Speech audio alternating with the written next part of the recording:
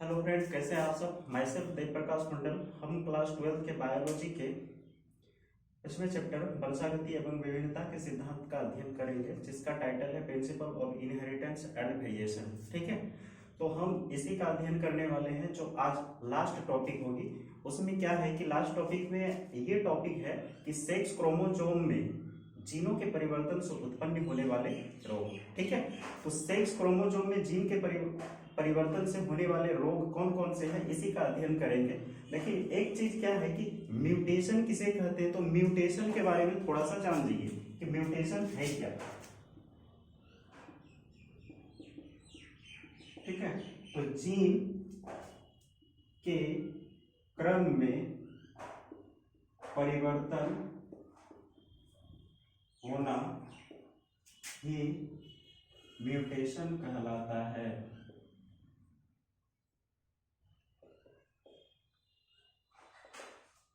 ठीक है, point of mutation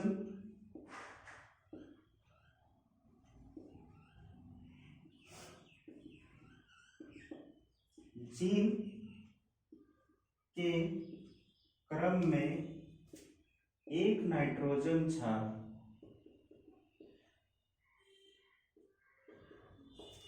के परिवर्तन को पॉइंट ऑफ म्यूटेशन कहते हैं।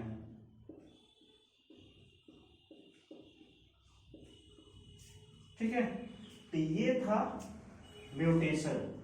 ठीक है, पॉइंट ऑफ म्यूटेशन और म्यूटेशन में क्या होता है, क्रमों में परिवर्तन, यानी जीन के जो क्रम होते हैं उसमें परिवर्तन होना ही म्यूटेशन कहलाता है।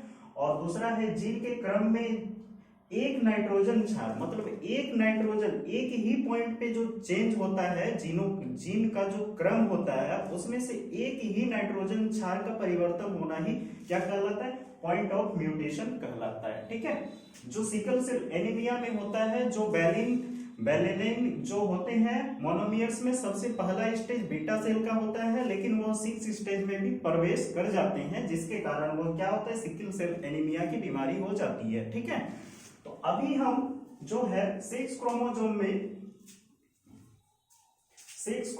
में जीन के परिवर्तन से उत्पन्न होने वाले रोग का अध्ययन करेंगे। ठीक है,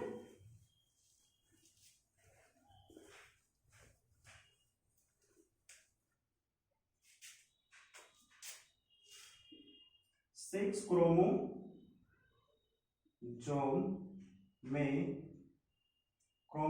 में जीन के परिवर्तन से उत्पन्न होने वाले रोग, इसी का हम क्या करेंगे, अध्ययन करेंगे। तो हमने बता दिया था कि ह्यूमन बींग्स में जो होते हैं, ह्यूमन बींग्स में एक होता है मेल और दूसरा होता है फीमेल। ठीक है, तो मेल में कौन से होते हैं सेक्स क्रोमोसोम, एक्स वाई, और फीमेल में कौन से होते हैं, एक्स एक्स। ठीक है, तो देखिए यहां पे जो क्रोमोसोम है, इस क्रोमोसोम में जो जीन उपस्थित होते हैं, क्रोमोसोम में जो जीन उपस्थित होते हैं,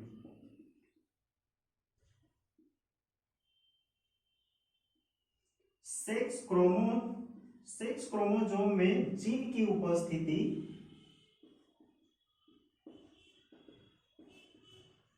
ही सेक्स लिंकेड जीन कहलाता है। ठीक है, तो सेक्स क्रोमोसोम में जो जीन की उपस्थिति होती है वो क्या कहलाता है, सेक्स लिंकेड जीन कहलाता है। और यही जीन के लक्षण जो उपस्थित होते हैं, सेक्स क्रोमोसोम में जो जीन की उपस्थिति को सेक्स लिंकेड जीन कहते हैं। ठीक उसी तरह सेक्स क्रोमोसोम में जो जीन के लक्षण उपस्थित होते हैं उसको सेक्स लिंकेड ट्रेट कहते हैं। ठीक है, तो ये जो सेक्स लिंकेड ट्रेट है, ये फिर क्या होता है, सेक्स क्रोमोसोम में उपस्थित सेक्स लिंकेड ट्रेट जो यानी लिंग संलग्न लक्षण, ठीक है, लिंग संलग्न लक्षण और एक है लिंग संलग्न जीन। ठीक है, तो जीनों में जो लक्षण उपस्थित होते हैं वह लक्षण क्या कहलाता है, लिंग संलग्न लक्षण कहलाता है। ठीक है, अब यही लक्षण पीढ़ी दर पीढ़ी, मतलब एक पीढ़ी से दूसरे पीढ़ी में ट्रांसफर कर दिया गया, तो वो लक्षण क्या होता है, उस लक्षण का वंशागत किया जाता है। ठीक है, तो वह लक्षण का जब वंशागत होता है तो ये जो सेक्स लिंकेड ट्रेट है, सेक्स लिंकेड ट्रेट क्या करते हैं, वंशागत होते हैं, तो उस वंशागत को लिंग संलग्न वंशागति कहा जाता है, सेक्स लिंकेड इनहेरिटेंस। तो पीढ़ी दर पीढ़ी इस लक्षण को F1 से लेके F2 में प्रवेश कराना या फिर F3 में प्रवेश कराना क्या कहलाएगा, वो कहलाएगा सेक्स लिंकेड इनहेरिटेंस। ठीक है, तो लिंग संलग्न वंशागति। ठीक है, ये है लिंग संलग्न लक्षण, और ये है, यहां से ये है लिंग संलग्न जीन। ठीक है, तो लिंग संलग्न जीन हो गया। लिंग संलग्न जीन किसे कहते हैं, तो वैसे जीन जो लिंग गुणसूत्र में उपस्थित होते हैं उसको लिंग संलग्न जीन कहते हैं, और वही लिंग के लक्षण जो उपस्थित होते हैं गुणसूत्र में उसको लिंग संलग्न लक्षण कहते हैं, और वही लक्षण जो F1 से लेके F2 में प्रवेश करते हैं उसको लिंग संलग्न वंशागति की कहा जाता है। ठीक है, अब हम यहाँ पे बीमारी के बारे में पढ़ेंगे कि कौन कौन से बीमारी उत्पन्न होते हैं सेक्स क्रोमोसोम में जीन के परिवर्तन से होने वाले रोग कितने टाइप के होते हैं। ठीक है, तो चलिए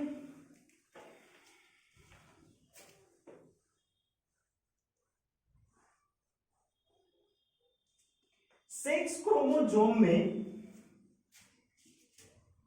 क्रोमोसोम में जीन के परिवर्तन से उत्पन्न होने वाले रोग 3 टाइप के होते हैं। ठीक है, तो 3 टाइप के क्या क्या है,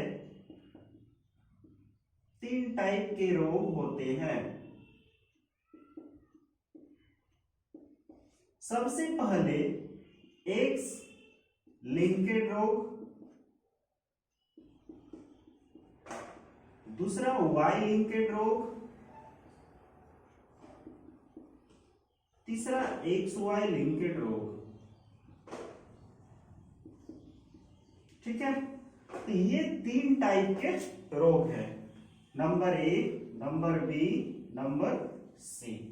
लेकिन यहां पे क्या ये सवाल आती है कि आपके जो क्लास 12th है इसमें सिर्फ ये वाला ही पढ़ाया जाता है, जो सिलेबस में है आपका एक्स लिंकेड रोग इसी को पढ़ना है, वाई लिंकेड और एक्स वाई लिंकेड रोग को नहीं पढ़ना है। ठीक है, तो एक्स लिंकेड रोग में क्या होते हैं ये देखना है।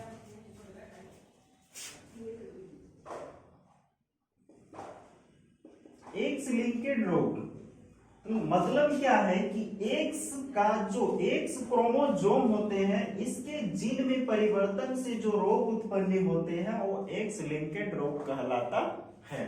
ठीक है, तो एक्स लिंकेड रोग के प्रकार, ठीक है, तो एक्स लिंकेड रोग के प्रकार क्या क्या है, तो ए नंबर है कलर ब्लाइंडनेस।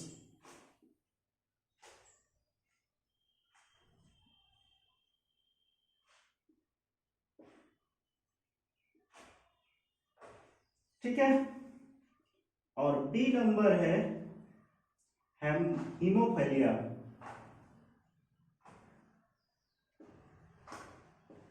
ठीक है, तो कलर ब्लाइंडनेस यानी ये जो है हीमोफीलिया और कलर ब्लाइंडनेस की बीमारी उत्पन्न होती है। किससे? तो एक्स लिंक्ड के रोग है। तो एक्स लिंक्ड के प्रकार में दो बीमारी है, एक है कलर ब्लाइंडनेस और दूसरा है हीमोफीलिया। बस हमको ये दोनों बीमारी का ही क्या करना है, अध्ययन करना है। ठीक है, अभी हम कलर ब्लाइंडनेस का अध्ययन करने वाले हैं,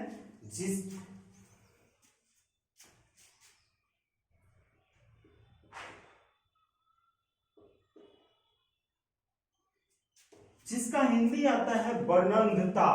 ठीक है, तो कलर ब्लाइंडनेस की बीमारी जो उत्पन्न होती है, सबसे पहले ए नंबर का कलर ब्लाइंडनेस के बारे में जान लेते हैं, वर्णंधता के बारे में जान लेते हैं। ठीक है, तो देखिए वर्ण मीन्स क्या होता है, वर्णों का अंधता रोग। ठीक है, तो यहाँ पे कलर ब्लाइंडनेस, ब्लाइंड मीन्स अंधा होता है ये। ठीक है, तो कलर को नहीं देखने वाली बीमारी। ठीक है, अब कौन कौन से कलर का अंतर नहीं कर पाता है इस बीमारी में, ये अंतर देखना है। ठीक है, तो इसका जो मुख्य लक्षण है वो लक्षण है, इसमें क्या लक्षण आता है, कलर ब्लाइंडनेस की बीमारी का मुख्य लक्षण ये है कि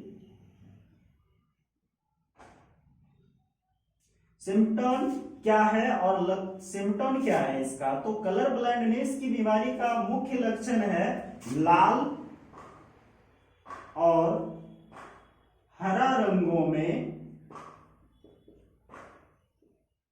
अंतर नहीं कर पाना। इसका मुख्य लक्षण क्या है, अंतर नहीं कर पाना। किसका, लाल और हरे रंग में, रेड और ग्रीन कलर में वह क्या करेंगे, डिवाइड नहीं कर पाएंगे कि कौन सा लाल है और कौन सा हरा है।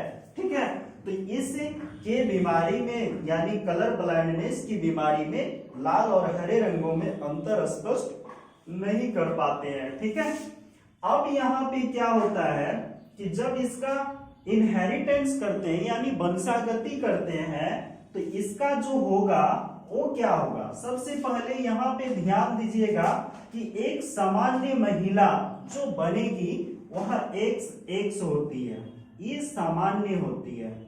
लेकिन यहाँ पे क्या है, एक्स लिंकेड है, इसलिए इसका जो जीन होगा वह एक्स सी और एक्स सी होगी, जिसके कारण ये रोगी महिला बनेगी।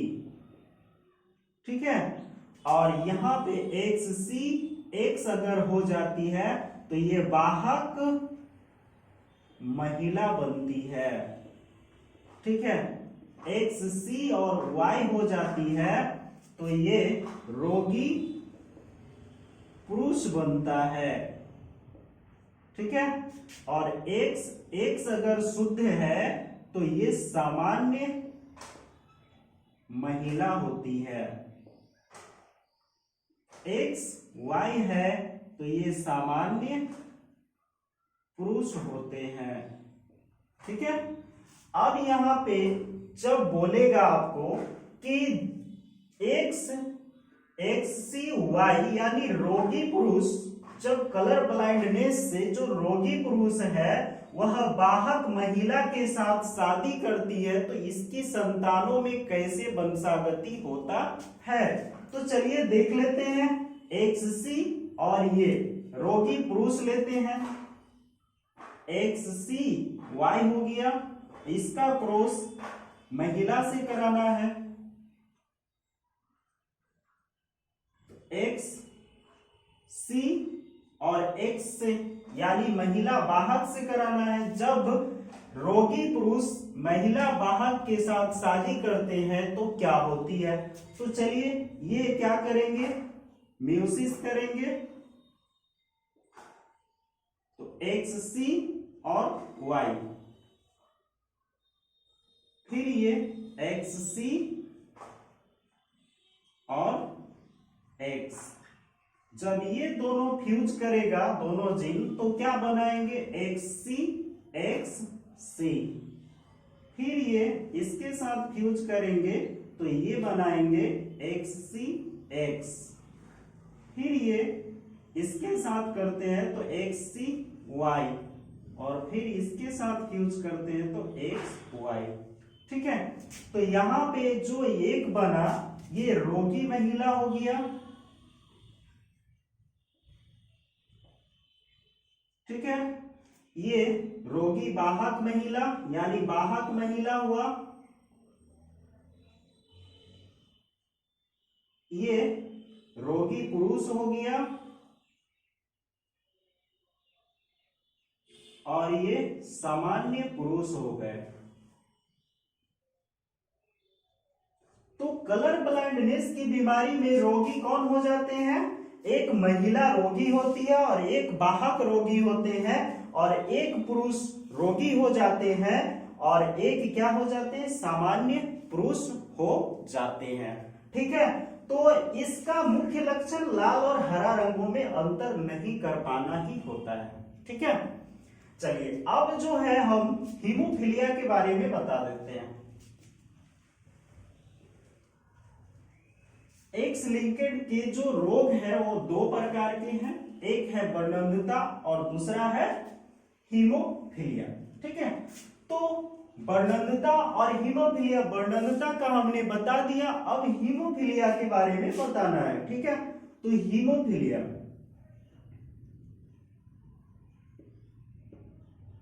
हीमोफीलिया बीमारी जो है वह क्या कैसी बीमारी है, इससे क्वेश्चन ज्यादा पूछा जाता है। ठीक है, इसलिए पूछा जाता है कि हीमोफीलिया की बीमारी महारानी विक्टोरिया को थी। ठीक है, महारानी विक्टोरिया के परिवार में उसके कुछ फैमिली मेंबरों को भी हीमोफीलिया की बीमारी थी। ठीक है, तो हीमोफीलिया की बीमारी में होता क्या है? इसका मुख्य लक्षण ये है कि अगर आपकी बॉडी में कहीं कट हो जाती है तो वहां से क्या होता है कि ब्लीडिंग होता है और ब्लीडिंग थक्का हो जाता है यानी जम जाता है, तो वहां से ब्लीडिंग होना बंद हो जाता है यानी स्टॉप हो जाता है। और लेकिन हीमोफीलिया की बीमारी से ग्रसित व्यक्ति की बॉडी अगर कट जाते हैं तो वहां पे ब्लडों का थक्का नहीं होता है, नॉन स्टॉप ब्लीडिंग होते रहती है। ठीक है, जिसके कारण वह क्या होता है, उस रोगी का देहांत भी हो जाता है।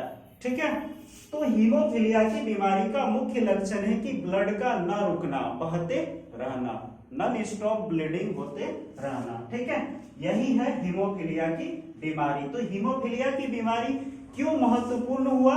हीमोफीलिया की बीमारी इसलिए महत्वपूर्ण हुआ कि हीमोफीलिया की बीमारी इसलिए महत्वपूर्ण हुआ कि वहां यह बीमारी महारानी विक्टोरिया को थी। ठीक है, तो महारानी विक्टोरिया को थी इसीलिए यह बीमारी प्रसिद्ध हुआ और इससे क्वेश्चन पूछा जाता है। ठीक है, तो इसका जो जीन है वो देखिए, हीमोफीलिया का जो जीन होता है वो होता है XHY। तो ये है रोगी पुरुष में, रोगी पुरुष। ठीक है, XHX तो ये है वाहक महिला।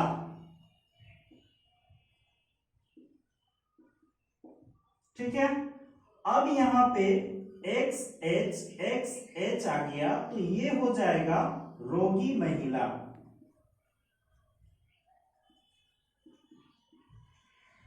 ठीक है, XY अगर आ गया तो सामान्य पुरुष।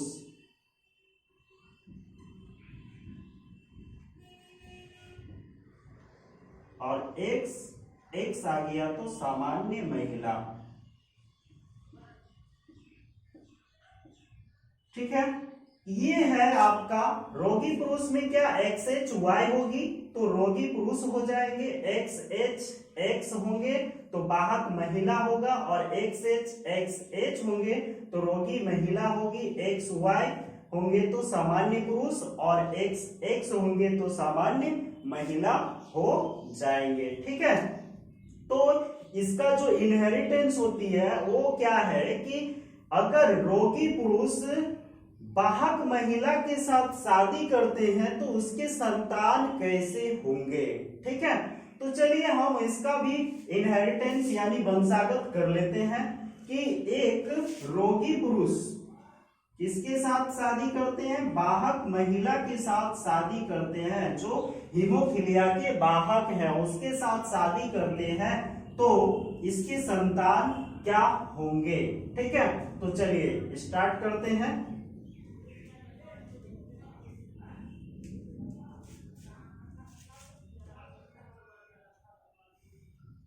XHY ये है रोगी पुरुष में मेल और इसी का क्रॉस होगा XH X के साथ जो महिला है और ये क्या है, वेक्टर्स है, वाहक है, तो ये म्यूसिस करेंगे और XH हो जाएगा एक और एक Y हो जाएगा।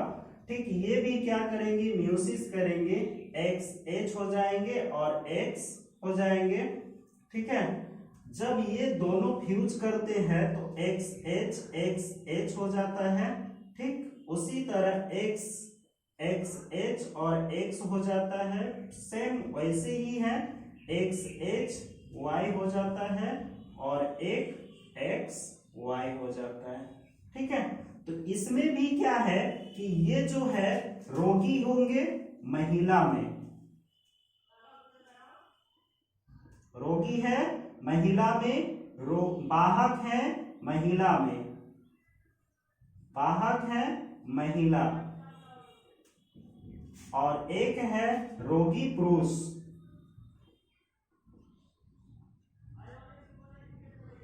रोगी है पुरुष, और एक है सामान्य पुरुष।